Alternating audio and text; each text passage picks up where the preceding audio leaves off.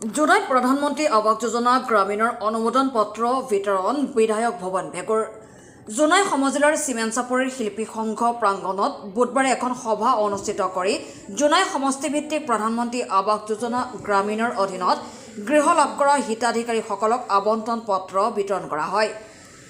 জোনাই সমজিলাৰ আয়ুক্ত আনন্দ মালহোত্ৰাৰ আদৰণি ভাষণেৰে আৰম্ভ কৰা সভাত জোনাই সমষ্টিৰ মুঠ 791 গৰাকী হিতাধিকাৰীক গৃহ আবণ্টন পত্ৰ বিতৰণ কৰে বিধায়ক ভুৱন পেগুৱে।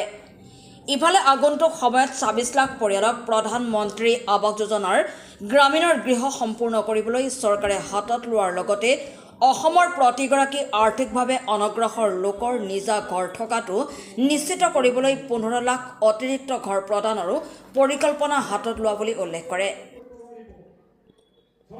সভাত মুৰকং চেলেক জনজাতি উন্নয়ন খণ্ডৰ খণ্ড উন্নয়ন বিষয়া চন্দ্ৰমা দাস, মিচিং স্বায়ত্তশাসিত পৰিষদৰ কাৰ্যবাহী সদস্য মলেন্দ্ৰ নৰজাৰী, ভৱানী দুৱাৰা, যজ্ঞেশ্বৰ কুটুম, পূব জোনাই আৰু পশ্চিম জোনাই প্ৰাক্তন জিলা পৰিষদৰ অতুল পেগু আৰু বন্তি পেগু, জোনাই জিলা গণশক্তি অসমৰ সভাপতি মোলাকান্ত পেগুৰ লগতে অঞ্চলটোৰ বহুকেইজন গণ্যমান্য লোকৰ লগতে সহস্ৰাধিক হিতাধিকাৰী উপস্থিত থাকে। News desk report, Jonai live.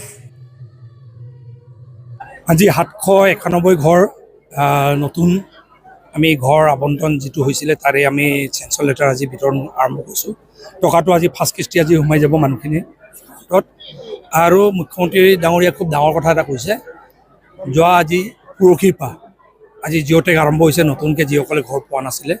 আৰু এইবাৰ এটা প্ৰায়ৰিটি আছে গভৰ্ণমেণ্টৰ আৰু আমাৰো প্ৰচেষ্টা থাকিব, প্ৰত্যেক গাঁৱে গাঁৱে আমিও ঘূৰিম, আমাৰ লিডাৰসকলেও ঘূৰিব, এটাও যেন দুখীয়া মানুহ বাদ নপৰে। আৰু চবতকৈ ইম্পৰ্টেণ্ট বিষয় এইবাৰ আমাৰ যিসকলে ছাৰ্ভে কৰিব যাব, কিবা এটা কাৰণে দুখীয়া মানুহ যদি বাদ পেলায় নিজেও ছেল্ফ ছাৰ্ভে কৰি ল'ব পাৰিব, নিজে ফটো লৈ নিজেও জিঅ'টেক কৰি ল'ব পাৰিব। এনেকৈ মই মোৰ হিচাপত এই 1 বছৰৰ ভিতৰত জোনাই সমষ্টিত যিমান দুখীয়া মানুহ আছে চবেকে আমি ঘৰ দিব পাৰিম বুলি আমাৰ বিশ্বাস, আৰু চবকে ইয়াৰ সুযোগ ল'বলৈ আমি আমাৰ ফালৰ পৰা অনুৰোধ জনালোঁ। নমস্কাৰ, মই সুভাষ কৈৰালা, মই ডিমৌৰ পৰা আহিছোঁ। মই আজিলৈকে বহুত বছৰ ধৰি ঘৰটো পোৱা নাছিলোঁ, চৰকাৰৰ পৰা সুবিধা ভালমতে পোৱা নাছিলোঁ।